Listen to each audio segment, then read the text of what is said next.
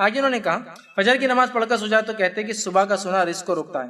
دیکھیے صبح کا سونا رزق کو روکتا ہے، میں نے ایسی کوئی روایت تو نہیں پڑھی، لیکن یہ پڑھی ہے کہ صبح میں اللہ میری قوم کی برکت دے، بلکہ صحیح روایت اصل میں دعا کی اللہ میری امت کے لیے فجر کے بعد برکت دے، صبح میں جو فجر کے بعد کا حصہ تھا برکت دے.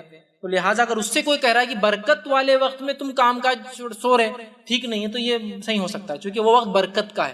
اور آپ دیکھیے جتنے لوگوں کی تجارت فجر کے بعد ہو کر 10-11 بجے تک ختم ہوتی ہے، اولاد اور ان کی مال میں اتنی برکت ہے، انآرگنائز جیتے ہوں گے لیکن بہت برکت والے باغبان لوگوں کو دیکھیے آپ، پیسہ کتنا دیا اللہ نے. تجارت شروع ہوتی ہے رات میں 4 بجے، صبح 6-7 بجے تو فنش، چلے گھر پر، رات میں شروع ہوتا ہے. قریش برادری کو دیکھیے آپ، رات صبح چلتا ہے پورا معاملہ، 10-11 تو وہ ادھر کا فری ہو گیا، ادھر جا کے سیل ہو رہی چیز. برکت دیکھیے ان کے پیسوں میں، مال میں، اولاد میں. صبح میں برکت ہے. غیر مسلموں کے لیے جو صبح کام کرتے برکت آپ کو دکھیں نظر آئیں گی. اللہ کے رسول تو ہمارے لیے خاص دعا کی، اس لیے کو برکت کا وقت ہے.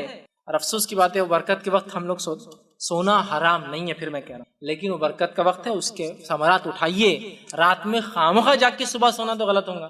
شرعی عذر کے تحت انسان جاگتا اور صبح سوتا فجر کے بعد تو جائز بھی ہے. رات بھر ہے، فیصلے سنا رہے ہیں، قاضی یہ وقت ہے، یہ ہے، امت مسلمہ کے لیڈران ہیں، مشکل ہوتا ہے راتوں میں جاگ رہے ہیں، ٹھیک ہے فجر کے بعد سو رہے ہیں، بلا ضرورت راتوں میں جا کے فجر سو رہے تو بیسٹ پارٹ ہے راتوں میں سوئیے، اور فجر کے بعد سے پڑھائی لکھائی، کام کاج، صاف صفائی کا دن چونکہ وہ برکت کا. ٹھیک، بہرحال یہ روایت تو میں نے نہیں پڑھی کبھی، یہ روایت لیکن صحیح کہ اللہ میری قوم کی صبح میں فجر کے بعد کے وقت میں. یہ بات میں اس لیے بھی آپ کے سامنے رکھ رہا ہوں کہ ایک بات یا ایک چیز جو کچھ لوگوں نے امت مسلمہ میں مشہور کر دی ہے، اور وہ بات یہ ہے کہ اگر دین پر آپ چلو گے تو ایک بدحالی زندگی گزارو گے، دین پہ اگر چلو گے تو ایک پریشان کن زندگی آپ کی ہونے والی طے ہے. مطلب یہ بائی ڈیفالٹ ہے، ویسے ہی ہونے والا ہے. مطلب اگر آپ دیندار ہے تو آپ کو تکلیف آنا ہے، مصیبت آنا ہے، بیماری آنا ہے، دکھ آنا ہے، تکلیف، جیل جانا ہے، پڑوسی آپ کو برے ملنے والے ہیں، اور آپ بے امنی میں زندگی گزاریں گے. نہیں آپ کے ساتھ ہوں گے، اس لیے کہ آپ نے بولا نا آپ دین پہ چل رہے ہیں. تو کیا واقعے میں ایسا ہوتا ہے کہ دین پہ چلنے سے صرف اور صرف آزمائشیں، دکھ، تکلیفیں،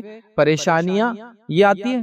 جبکہ ہم دیکھتے ہیں کہ ایسا ہوا، دکھ، پریشانیاں، تکلیفیں آئی، لیکن ایمان لانے کے بعد وہ ابتدائی دور میں ہوا. جیسا کہ صحابہ کی جماعت ابتدائی دور میں پریشان تھے، لیکن نبی اکرم صلی اللہ علیہ وسلم کی دنیا کے جانے کے بعد ابوبکر صدیق کی خلافت اور عمر ابن خطاب کی جب خلافت آئی، تب اللہ نے اتنی مال و دولت نواز دیا کہ صحابہ اب سوچ رہے تھے کہیں اللہ رب العزت دنیا میں ہمیں اس چیز کا بدلہ تو نہیں دے رہا جو ہم نے اپنے نبی کے ساتھ دکھ اور تکلیفیں اٹھائی ہے. کیونکہ وہ نہیں چاہ رہے تھے کہ دنیا میں اس کا بدلہ ملے، وہ چاہ رہے تھے آخرت میں بدلہ ملے. تو مطلب ایک بہترین، باوقار، عزت والی، خوشی والی، غموں سے دور والی، بیماری سے نجات والی زندگی گزاری انہوں نے. مطلب میں جس کی کئی مثالیں دے سکتا ہوں. امن و امان کا یہ حال کہ ایک انسان اکیلا نکل جائے اور اس کو مسلم مملکت میں کہیں بھی جانا ہو تو بنا خوف اور خطر، مطلب کسی قسم کے وہ فیئر کے بغیر کہیں بھی ٹریول کر سکتا تھا. آدھی رات کوئی نہیں تھا کہ جو اس کو روک لے، کوئی نہیں تھا اس کو لوٹ لے، چونکہ امن و امان ایسا قائم ہو گیا تھا. مال و دولت کی ایسی فراوانی کہ ہر پیدا ہونے والے بچوں کو اسٹیپنڈ مل جاتا تھا.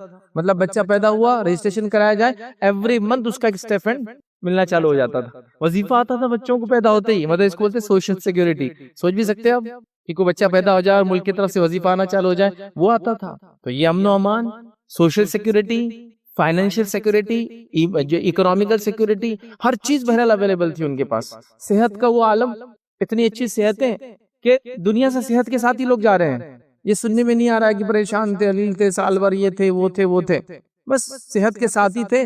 عمر ہو گئی تھی، اب چلے گئے. صحت بھی دی اللہ نے، امن و امان بھی دی اللہ نے، مال و دولت بھی دی اللہ نے، عزت اور وقار. مطلب عزت اور وقار کا یہ عالم کہ ایک خاتون نے ایک بار جو ہے جس پہ رومی حکومت نے ظلم کیا تو عباسی خلیفہ نے ایک فوج تیار کی اور وہ فوج لے کے اس نے چڑھائی کی، اس عورت کو بھی آزاد کیا. اور اس بادشاہ کو جو ایک نصیحت ملی کہ نہیں، کسی مسلمان کے ساتھ ایسا ظلم آپ نہیں کر سکتے، کوئی عورت ہو چاہے کوئی مرد ہو. ایک انسان پہ ظلم ہوا تو پورے ملک نے دوسرے ملک پہ چڑھائی کر دیا. تو یہ عزت کا سمجھے نا. مطلب آج یہ ہے کہ آپ کسی گلی سے چلے جائے اور آپ کے کھانے پینے کے نام پر آپ کو قتل کر دیا جائے بھی تو آپ کی کوئی مسئلہ نہیں ہے. مطلب وہ قتل ہو جائیں گا، وہ لوگ جیل میں جائیں گے، لیکن پھر باعزت بری بھی ہو جائیں گے، ان کو پھول و ہار بھی پہنائے جائیں گے، ان کا ستکار بھی ہوگا اور وہ بڑے بڑے پوزیشنز پہ چلے جائیں گے. تو یہ آپ کے زندگی کا جس کو کہیں گے ویلیو ہے. آج یہ سب آپ محسوس کر رہے ہیں نا دھیرے دھیرے کر. اب تو دکانوں میں بھی کہا جا رہا ہے آپ آ سکتے اور آپ نہیں آ سکتے ہیں. تو بہرحال یہ حالات ہے. تو ابھی خوشگوار زندگی ملیں گی کیسے، ایک اچھی زندگی ہم نے کیسے پائیں گے؟ اس کے کچھ اصول اور بنیادیں شریعت نے دی یا نہیں دی کہ ہم سے کہا کہ نہیں بس ایسی کیڑے مکوڑوں کی زندگی گزارو، دنیا چلے جاؤ؟ نہیں. یہ دین پر چلنے والا اس دنیا میں بھی عزت اور وقار کی زندگی جیتا ہے، اور آخرت میں تو عزت اور مقام اور مرتبہ اور رحم تو صرف ان پر ہے جو ایمان کے ساتھ دنیا سے گئے، چاہے وہ دنیا کی زندگی جیسی بھی گزری ہو بہرحال۔ لیکن کہنا میں یہ چاہ رہا ہوں کہ ہر انسان ہر وقت آزمائش سے نہیں گزرتا تھا ایمان لانے کے بعد، وہ ایک دور ہوتا تھا بس، اس کے بعد امن و امان میں لوگ زندگی گزارتے تھے۔ تو لہٰذا خوشگوار زندگی، امن والی زندگی، مصیبت سے نجات والی زندگی، صحت مند زندگی، اچھی زندگی کیسے ہم گزارے، اس کے لیے کچھ رہنما اصول ہیں۔ میں کوشش کروں گا آنے والے جمعہ میں آج کا جمعہ ملا کر کچھ رہنما اصول 10 سے 15 کے بیچ بہرحال جو بھی رہیں گے وہ اصول رکھنے کی کوشش کروں، تاکہ ان اصولوں سے ہم دیکھیں کہ ایک اچھی زندگی دنیا کی میں اور آپ کیسے حاصل کر سکتے ہیں۔ شروعاتی ایک دو نکات جو ہے اس کی اہمیت کے اعتبار سے، باقی نکات آگے پیچھے بہرحال اس کو آپ آگے پیچھے کر سکتے ہیں۔ تو پہلا نقطہ جس نقطے کی وجہ سے ہم ایک اچھی زندگی گزار سکتے ہیں، یاد رکھیے وہ نقطہ یاد رکھیے۔ اس کو لینے سے پہلے یہ بتا دوں کہ دنیا میں اور آپ جو بھی کرتے ہیں، آپ اور میں جو کر رہے ہیں، یا کوئی نان مسلم اور مسلم جو بھی کر رہے ہیں، چور چکے ڈاکو اور شریف لوگ جو بھی کر رہے ہیں، سب کچھ جو کوئی کر رہا ہے اس کا مقصد ہے اچھی زندگی گزارنا۔ ایک ڈاکو چوری کر رہا ہے، وہ سوچتا ہے چوری کرنے کی وجہ سے ایک اچھی زندگی ملیں گی، تو اچھی زندگی کے لیے۔ ایک آدمی شراب بیچ رہا ہے، اس لیے بیچ رہا ہے کہ اس سے کمائی ہوگی تو اس کی اچھی زندگی ہوگی۔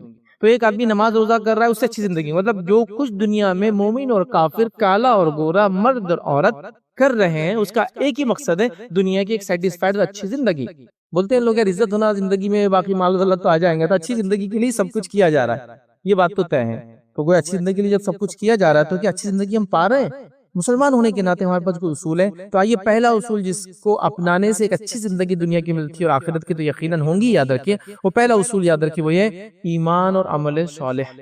ایمان اور عمل صالح یہ پہلا اصول ہے جس کو اپنانے کے بعد دنیا کی بہترین زندگی ملتی ہے، امن و امان کی زندگی ملتی ہے، بیماریوں سے نجات والی زندگی ملتی ہے، پریشانی سے نجات والی زندگی ملتی ہے، اور ایک انسان اچھی دنیا گزارتا ہے اور آخرت میں کامیابی حاصل کرتا ہے۔ پہلا اصول ہے ایمان اور عمل صالح، یہ بنیادی اصول یاد رکھیں۔ مطلب ایمان کو چھوڑ کر، نیک اعمال کو چھوڑ کر ہم مسلمان صرف نام کہنے سے دنیا کی اچھی اور آخرت کی اچھی زندگی نہیں گزار سکتے ہیں۔ ہمیں ایمان کے ساتھ نیک عمل کرنا ہوں گے، جیسے کہ نبی اکرم صلی اللہ علیہ وسلم نے بتایا، مطلب ایمان ویسے جیسے آپ صلی اللہ علیہ وسلم نے بتایا، عمل صالح وہ جو نبی اکرم صلی اللہ علیہ وسلم نے بتایا۔ چونکہ ہم ایمان کا بھی دعویٰ کر رہے ہیں، عمل صالح کا بھی دعویٰ کر رہے ہیں، ایمان بھی اپنا من مانا، عمل صالح بھی اپنے من مانے، مطلب ایمان بھی اپنے بنا لیا کہ یہ کرے تو ایمان ہے، یہ کرے تو ایمان والا نہیں ہے، اور نیک عمل کی ہماری اپنی فہرست ہے جس کے اندر اکثر وہ چیزیں جو بدعت اور خرافات جس کو ہم نیکی اور اچھائی سمجھ کے کر رہے ہیں۔ تو لہٰذا ایمان اور عمل صالح یہ پہلا اصول ہے دنیا میں اچھی زندگی کا، اور سب سے اہم اصول ہے، اس لیے سب سے پہلے رکھ رہا ہوں اس کو۔ اگر ایمان نہیں اور عمل صالح نہیں ہے تو دنیا کی اچھی زندگی کوئی آدمی نہیں گزار سکتا، یاد رکھیے۔ اللہ رب العزت یاد رکھیے جب انسان 40 سال کی عمر گزار چکا ہوتا ہے دنیا میں، چاہے وہ کوئی بھی انسان ہو، اسے مومن اور غیر مسلم کا مطلب غیر مومن کا فرق نہیں، اللہ تعالیٰ اس کو اپنی نشانیاں دکھا دیتا ہے کہ وہ حق ہے، وہ اس کا اپنا طریقہ ہے، وہ اس کی اپنی دلیل ہے، وہ لوگوں پر ثابت کریں گے روز قیامت، ہم کو نہیں معلوم کیسے، لیکن اللہ ثابت کر دیتا ہے کہ اسلام حق ہے، ایمان ضروری ہے، وہ اللہ کا کام ہے۔ تو اس عمر میں آنے تک جو ایک میچورٹی کی عمر ہوتی ہے، اللہ لوگوں کو بتا دیتا ہے حقیقت کیا ہے، اور سب کو پتا یاد رکھیے حقیقت کیا ہے۔ کہیں نہ کہ دل میں بات آتی ہے کہ یار حق تو یہ ہو سکتا، امن تو یہ ہو سکتا، سچا راستہ تو صرف یہی ہو سکتا ہے۔ خیر ہم تو مسلمان ہیں تو بہرحال آنکھی کھولی اس میں کہ ایمان اور نیکی کی بات ہو رہی ہے، گھر میں قرآن پڑھا جا رہا ہے، کانوں میں اذان دی جا رہی ہے، پیدا ہوتے ہیں، یہ ساری چیزیں بہرحال ٹھیک ہے۔ تو لہٰذا ایمان اور عمل صالح یہ سب سے اصل چیز ہے۔ اللہ رب العزت قرآن میں فرماتا ہے سورہ نحل سورہ نمبر 16 آیت نمبر 97 میں اللہ فرماتا اور کہتا ہے من عمل صالحا من ذکر او انثى وهو مؤمن فلنحيينه حیاة طیبہ ولنجزینهم اجرهم بأحسن ما كانوا يعملون۔ اللہ فرماتا اور کہتا ہے کہ جو کوئی ایمان لائے، من عمل صالحا، جو کوئی ایمان لائے، من ذکر او انثى، چاہے وہ مرد ہو چاہے عورت ہو، کیا فرماتا اللہ وہو مومن، لیکن وہ ایمان والا، تو اللہ فرماتا فلنحيينه حیاة طیبہ، تو اس کو ہم دنیا کی بہترین زندگی عطا کرتے ہیں۔ جو کہ اللہ فرما رہا ہے نیک اعمال کرے، چاہے مرد ہو چاہے عورت ہو، بشرط ہے کہ وہ ایمان والا ہو، مطلب ایمان کے بعد ہی نیکی اور نیک عمل قبول ہوتے ہیں، بشرط ہے کہ ایمان والا ہو، تو ہم اس کو بہترین دنیا کی زندگی عطا کرتے ہیں۔ پھر اللہ نے فرمایا وَلَنَجْزِيَنَّهُمْ أَجْرَهُمْ بِأَحْسَنِ مَا كَانُوا يَعْمَلُونَ، اور پھر فرمایا زندگی عطا کرتے ہیں اور ان کے نیک اعمال کا بہترین بدلہ ضرور بھی ضرور دیں گے۔ یہاں دوسری بار جو بدلہ دینے کی بات ہو رہی ہے آخرت کا بدلہ ہے، تو دنیا کی بہترین زندگی دیں گے اور نیکی کا بہترین اجر دیں گے قیامت کے دن۔ تو جو کوئی ایمان والا ہو، نیک عمل کرتا ہو، اس سے اللہ کا وعدہ ہے دنیا کی بہترین زندگی کا، اور آخرت میں جو دنیا میں کیا اس کے بہترین بدلے کا۔ تو یہ پہلا اصول ہے، یاد رکھیں۔ تو ہمیں ایمان لانا جیسا اس کا حق یاد رکھیے، وہ کیسا ہے؟ الحمدللہ ہم پچھلے کئی جمعہ میں شرک کے تعلق سے، اور جو ایمان کے خلاف چیزیں جاتی ہیں مرتد کے تعلق سے، کئی باتیں ہم نے الحمدللہ دیکھی تھی کہ وہ لوگ جو ہمیشہ جہنم میں جلیں گے، وہ لوگ جن کے اعمال برباد ہو جاتے ہیں، شرک کی عقیدت کیا ہے، توحید کیا ہے، وہ سب دیکھ چکے ہیں. تو لہٰذا ایمان لانا جیسا اس کا حق ہے، یہ پہلا اصول ہے. اور اس کے بعد ایک ہی آیت میں کہا کہ نیک عمل کرے ایمان کے ساتھ، تو مرد ہو چاہے عورت ہو، اللہ اس میں تمیز نہیں کرتا ہے، تو وہ دنیا کی اچھی زندگی پائیں گا، آخرت کی اچھی زندگی پائیں گا. اب بتائیے میں اور آپ کیا دنیا کی اچھی زندگی پا رہے ہیں؟ تو کہیں نہ کہیں اس پہلے نقطے پہ ہم کو غور کرنا ہوگا کہ ایمان میں تو کوئی مسئلہ نہیں ہے، کہیں ایمان کی خلاف ورزی تو ہم نہیں کر رہے ہیں، کہ ایسا تو نہیں ایمان کا دعویٰ تو کرے لیکن عمل صالح میں کوئی کمزوری آ گئی، نیکیاں جو کرنا چاہیے تھا ایمان کے بعد، جیسے کہ ایمان لانے کے بعد نماز، روزہ، زکوٰۃ، حج، اچھائی کو حکم دینا، برائی سے روکنا، حلال کھانا، حرام سے بچنا، اور ایک فہرست لمبی چلتے رہتی ہے، لوگوں کے اچھے سلوک سے پیش آنا، پڑوس سے اچھا سلوک کرنا، والدین کی خدمت کرنا، رشتہ داروں کا حق ادا کرنا، مسکینوں وغیرہ، یہ سب چیزیں آتی ہیں.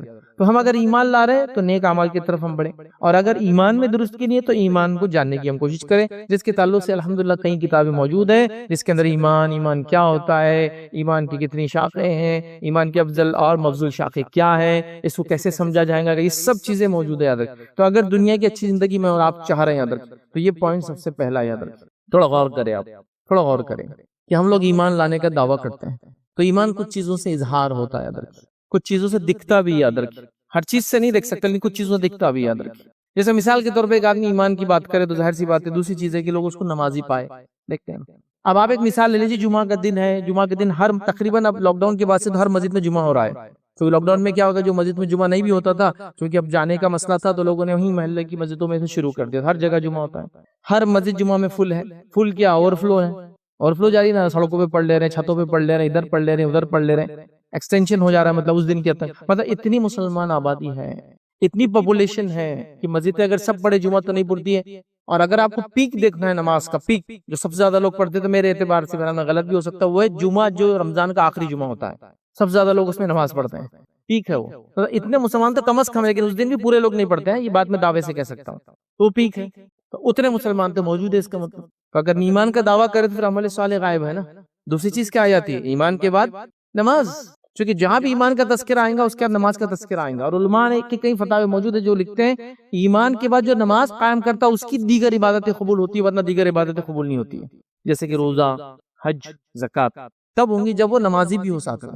بڑے جیسے بچوں کا بولتے ہیں ارے نماز پڑھو گے، روزہ رکھ کے کیا فائدہ تمہارا، صحیح بات ہے، نماز بیٹے قائم کرو، اس کے بعد روزے کا عمل بھی ملے گا، زکوٰۃ کا بھی اجر ملے گا، اور تمام نیکیوں کا ملے گا. کنڈیشن لگاتے علماء، یہ دو چیزیں بڑی اہم ہیں.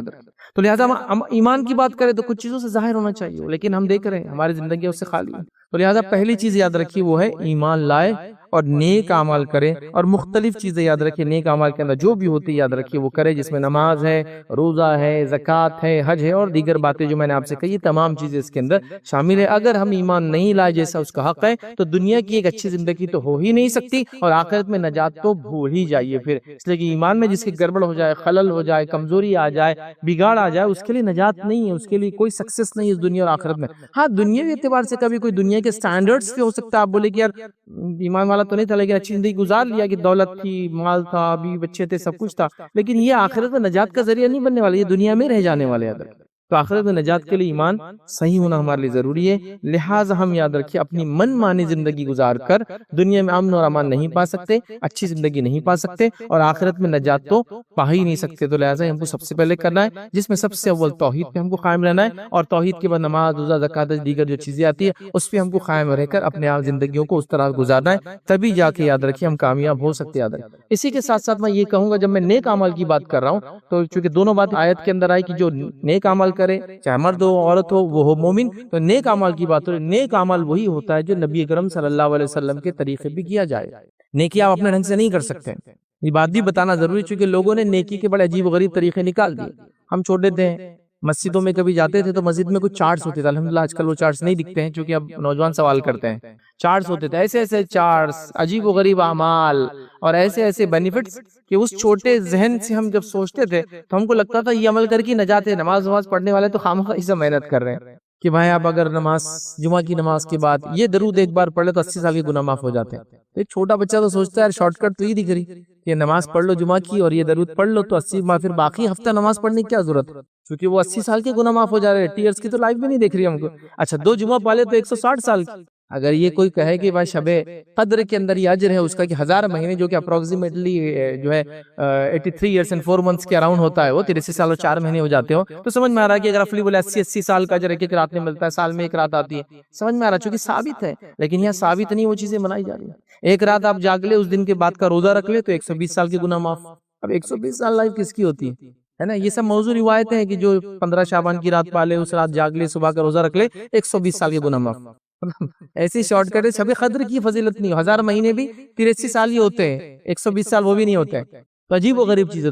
عمل صالح کے لیے کنڈیشن ہے نبی اکرم صلی اللہ علیہ وسلم سے وہ چیز کا ثابت ہونا، اس کے اصول موجود ہونا یاد رکھیں، ورنہ پھر کیا ہوگا، ہم منمانی کریں گے یاد رکھیں۔ اور یہ مزاج ہمارا بہت بن چکا ہے یاد رکھیں۔ امام مالک رحمہ اللہ کا زمانہ ہے، ایک شخص آیا اور آ کر کہنے لگا کہ اگر میں عیدگاہ میں نماز پڑھتا ہوں اور عیدگاہ میں عید کی نماز پڑھتا ہوں تو اس سے پہلے 2 رکعت پڑھ لیے تو کیسا ہے؟ تو امام مالک نے فرمایا کہ یہ سنت سے ثابت نہیں ہے۔ تو وہ نہیں، مجھے معلوم سنت ثابت نہیں، کر لیے تو کیا ہوا؟ یہ بالکل ہمارے زمانے کا آدمی دکھتا ہے کہ کر لیے تو کیا ہوا سوال رہتا ہے، مطلب بھائی یہ رات ثابت نہیں، کر لیے تو مطلب ہر بار وہ کر لیے تو کر رہتا، کر لیے تو کیا، نمازی تو ہے، تو وہ بھی 2 رکعت پڑھنا چاہتا تھا۔ عیدگاہ میں اللہ کے رسول صلی اللہ علیہ وسلم نماز نہیں پڑھتے۔ ہاں کوئی شخص عید کی نماز کے لیے مسجد میں آئے اور مسجد میں تحیۃ المسجد پڑھنا چاہے تو ایک الگ مسئلہ ہے، کیونکہ عید کی نماز اگر مسجد میں ہو رہی ہے تو، لیکن آپ صلی اللہ علیہ وسلم زمانے میں وہ میدان میں اور کھلے علاقوں میں ہی ہوتی تھی، تو وہاں آپ نے کبھی نہیں پڑھی، ٹھیک ہے؟ تو لہٰذا یہ سوال کر رہا ہے کر لیے تو کیا ہوا؟ تو امام مالک رحمہ اللہ نے بڑا پیارا جواب دیا، قرآن کی ایک آیت پڑھ کے سنائی، وہ آیت میں آپ کے سامنے رکھتا ہوں، سورہ نور آیت نمبر 63 کا ایک پارٹ ہے، وہ پڑھ کے سنائی۔ انہوں نے کہا فَلْيَحْذَرِ الَّذِينَ يُخَالِفُونَ عَنْ أَمْرِهِ أَن تُصِيبَهُمْ فِتْنَةٌ أَوْ يُصِيبَهُمْ عَذَابٌ أَلِيمٌ۔ یہ آیت انہوں نے پڑھ کے سنائی جب اس نے یہ سوال کیا کر لیے تو کیا ہوا؟ ٹھیک ہے آپ سے نہیں کیا لیکن میں کر لوں تو انہوں نے یہ آیت پڑھی، حالانکہ نماز کا سوال تھا، اس کا ترجمہ ہے لہٰذا جو لوگ اس رسول کے حکم کی مخالفت کرتے ہیں، کیونکہ رسول نے وہ کام نہیں کیا، نماز پڑھی 2 رکعت عید سے پہلے، تو لہٰذا جو لوگ رسول اللہ صلی اللہ علیہ وسلم کی مخالفت، حکم کی مخالفت کرتے ہیں، انہیں اس بات سے ڈرنا چاہیے کہ کہیں وہ کسی مصیبت میں گرفتار نہ ہو جائے اور کہیں ان کو کوئی دردناک عذاب آ کر نہ پکڑ لے۔ جو اس نبی کی مخالفت کریں گا کوئی مصیبت نہ آ جائے یا کوئی دردناک عذاب نہ آ جائے، انہیں ڈرنا چاہیے۔ تو امام مالک نے آیت پڑھ کے اس کو سنا دی، اس کی عقل ٹھکانے آگے وہ چلا گیا۔ تو آج ہی ہم کر لیے تو کیا ہوا، ہاں یہ بھی تو نیکی ہے نا، ایسا کر لیے تو کیا ہوا ہے نا، اور الٹے سوالات رکھے، مطلب آپ صلی اللہ علیہ وسلم نماز ایسی پڑھی نہیں، ایسا پڑھ لیے تو کیا ہوا، مطلب ایک بالکل نیا ہے۔ تو خیر چلیے میں ایک اصولی بات آپ کو آج بتا دیتا ہوں، اس بات کو آپ ذہن نشین کر لیں تو ہمیشہ لائف میں آپ کو بینیفٹ فائدہ ملے۔ اصولی بات کیا ہے؟ عبادت میں صرف وہ کام کرنا ہے جو بتایا گیا ہے، باقی سب منع اور حرام ہے، یہ اصول ہے۔ عبادت میں صرف وہ کرنا ہے جو بتایا گیا ہے، باقی سب جو چیزیں ہیں وہ ناجائز ہوں گی اور حرام ہوں گی، یاد رکھیں۔ مطلب کوئی اگر سوال کرے کہ میں نماز پڑھوں تو ہاتھ کو ایسا باندھوں پیچھے، تو پھر کیا ہوں گی کہ نماز میری کھڑے قیام میں نہیں، ٹھیک ہے آپ صلی اللہ نے کیا ہوں گی کیا؟ تو عبادت میں وہی کرنا ہے جو بتایا گیا، باقی منع ہے، اور دنیا میں انہی کاموں سے بچنا ہے جس سے منع کیا گیا، باقی سب حلال ہے۔ مطلب شریعت میں عبادت میں جو چیز بتائی گئی وہی کرنا ہے، باقی حرام ہے، اور دنیا کے معاملات میں جن چیز سے منع کیا ان سے رکنا ہے، باقی سب حلال ہے۔ جیسے کہ کمائی میں کیا چیز حرام ہے؟ سود، باقی سب حلال ہے۔ وضو کن چیزوں سے ٹوٹتا؟ اتنی چیزیں، باقی سب سے وضو نہیں ٹوٹتا۔ تو شریعت نے نہیں بتایا کہ جام کھانے سے وضو نہیں ٹوٹتا، آم کھانے سے وضو نہیں ٹوٹتا، دودھ پی لے تو وضو نہیں ٹوٹتا، پیدل چلے تو وضو نہیں ٹوٹتا، ضرورت نہیں، کن سے ٹوٹتا بتا دیا، سمپل۔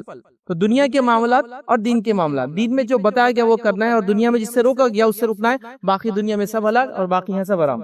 تو یہ اصولی بات۔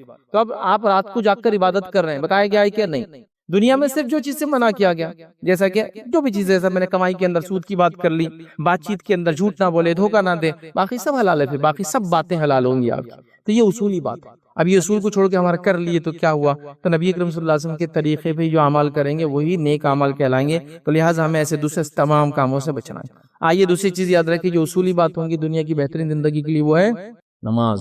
یہ اہمیت کے اعتبار سے دوسرا پوائنٹ ہے، اور یہ واقع میں اہمیت کے اعتبار سے سیکنڈ ہے، چونکہ ایمان کے بعد سب سے اصل چیز ہے نماز۔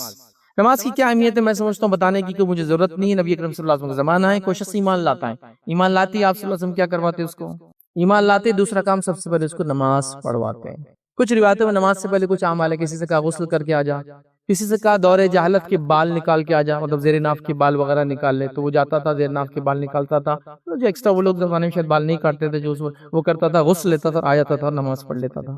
لیکن نماز پڑھوائے تو وہ ایک انسان اسلام قبول کرتا ہے تو قبول کرتے ہیں نماز آگے. اس کے بعد اس کو کوئی چانس نہیں گیا کہ ٹھیک ہے اب جاؤ 8 مہینے 9 مہینے 10 مہینے 11 مہینے 1 سال 2 سال کی نماز سیکھو، کوشش کرو، پھر آگے تو پھر پڑھنا چاہیے. نہیں، ایمان قبول کرتے اس کو نماز پڑھوائی جا رہی ہے. بالکل سیکنڈ نمبر کتنا ہے، میں اس سے میں سمجھتا ہوں خالی بتانے کے لیے بات کر رہا ہوں. ایمان قبول کیا کہ نماز پڑھنا ہے اس کو. اور یہ ہر اس میں کہ وہ شخص آئے، انہوں نے وہ کیا آپ سے کہا جاؤ غسل لو نماز پڑھو، جاؤ فلاں کرو نماز پڑھو، پھر گھر جاؤ فلاں کرو، یہاں اور نماز پڑھو، تو نماز فوراً آ جاتا. ایمان لاتے ہی اب کوئی چارہ اس کے لیے نہیں بچا سوائے اس کے کہ اس کو نماز قائم کرنا ہے.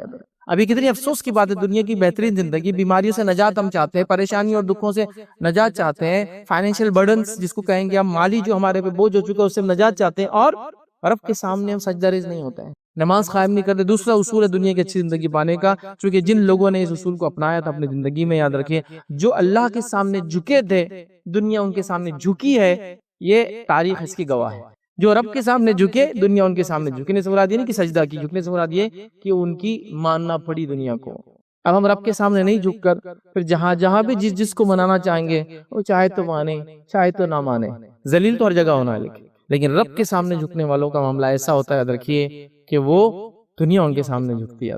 تو یہ بڑی اہم بات ہے، لہٰذا ہم نماز قائم کریں. صحیح مسلم کی روایت ہے، نبی کریم صلی اللہ علیہ وسلم فرماتے کہتے ہیں نماز کی اہمیت اس سے پتہ چل گیا، فرماتے بندہ اپنے رب کے سب سے زیادہ قریب اس وقت ہوتا ہے جب وہ سجدے کی حالت میں ہوتا ہے، لہٰذا تم سجدے کی حالت میں زیادہ دعا کیا کرو.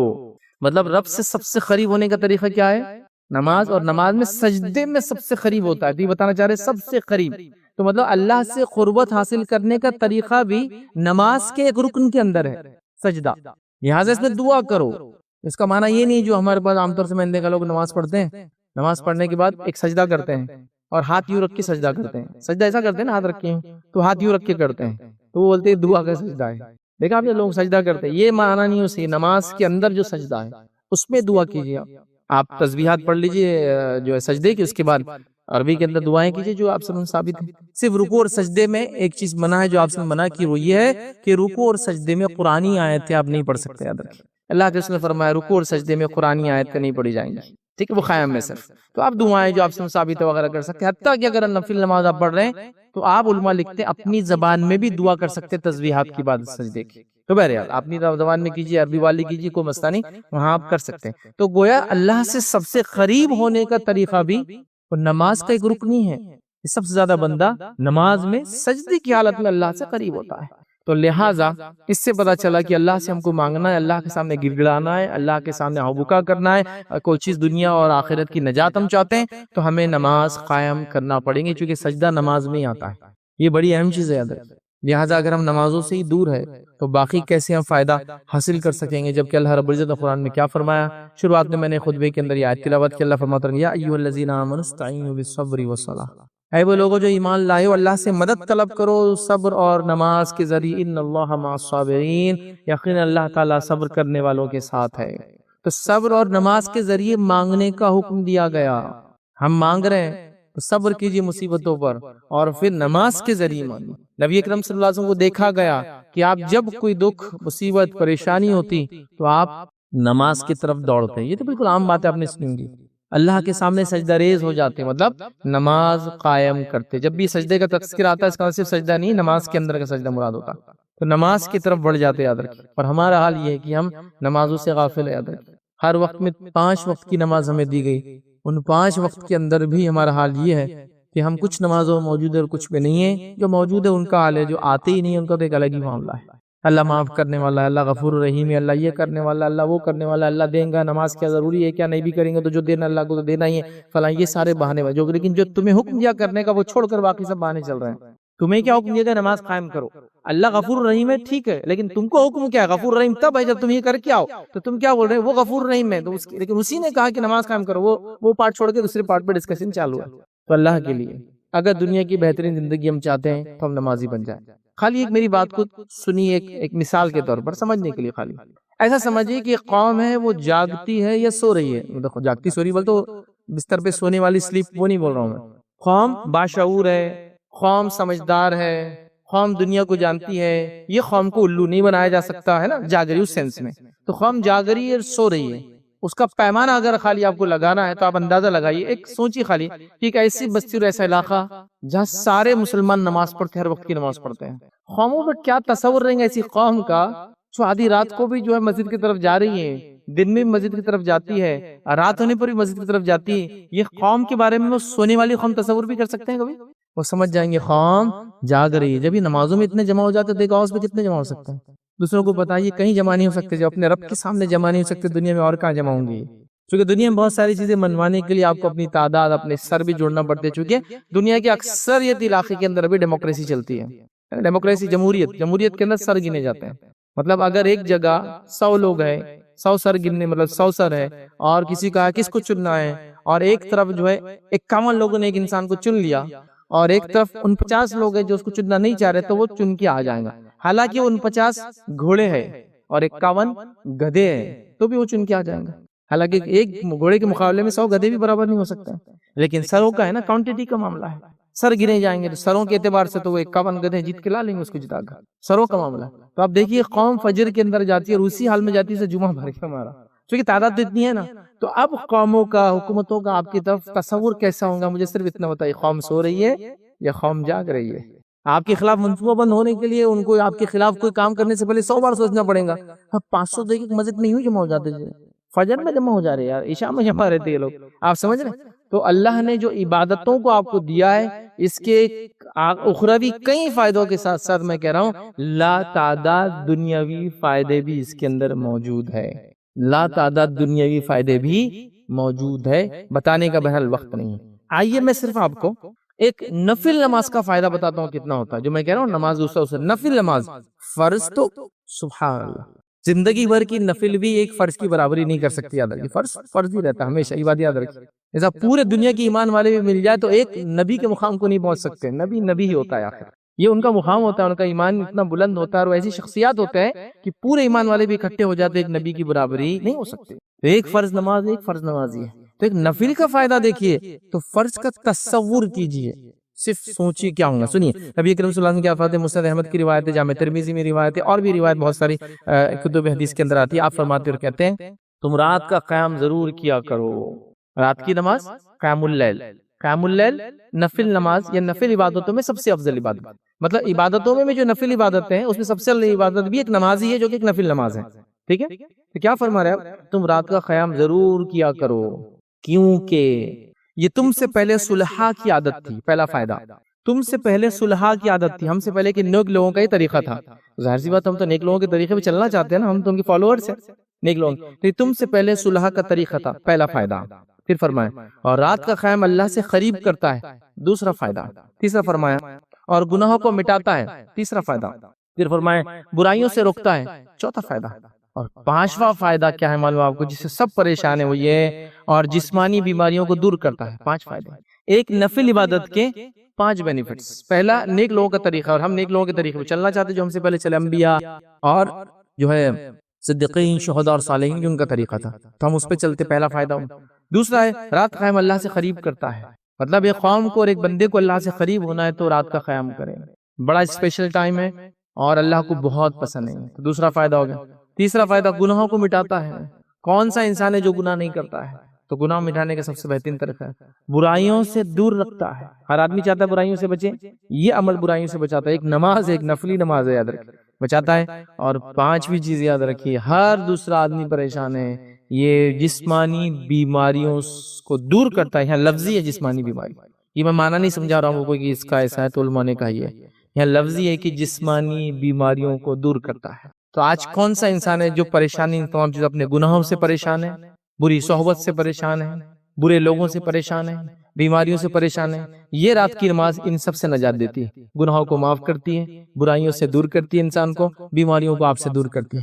کتنے بینیفٹ صرف ایک نفل نماز کے، اور یہ نماز فجر کے وقت شروع ہونے سے پہلے ہوتی ہے. اب آپ کے علاقے میں جب بھی فجر کا ٹائم شروع ہو رہا ہے اس سے پہلے یہ نماز ہوتی ہے. اس کو ہم کہیں گے عام زبان کے اندر سحر کا وقت جو ہوتا ہے نا، جب ہم اٹھتے ہیں رمضان میں، بس وہ وقت ہوتا ہے اس کا افضل وقت. پڑھنا چاہیے، کوشش کرے کہ انسان فجر کو بھی جائے، اور اس سے پہلے کوشش کرے کہ یہ بھی پڑھے اور ساتھ میں اس کے فجر بھی اس کی ہو، تو اس کو اتنا بینیفٹ ملے گا. تو ایک انسان پریشان ہے پتہ نہیں کن کن دروں پہ جا کے سر ٹیک رہا ہے کہ میرے گناہ ختم ہو جائے، اللہ مجھ سے راضی ہو جائے، میرا فلاں معاملہ بدل جائے، میری صحبت بدل جائے، میری بیماریاں دور ہو جائے. اس کو صرف ایک نماز اپنے گھر میں پڑھنا ہے، کوئی اسپیشل مقام پہ نہیں جانا ہے، کسی سے ملنا نہیں ہے، کوئی پیسہ خرچ نہیں کرنا ہے، نتھنگ، کچھ نہیں، صرف اپنے گھر میں اٹھے اور اس وقت اٹھ کے نماز پڑھ لے، اس کو یہ سارے فائدے انشاءاللہ عزیز مل جائیں گے.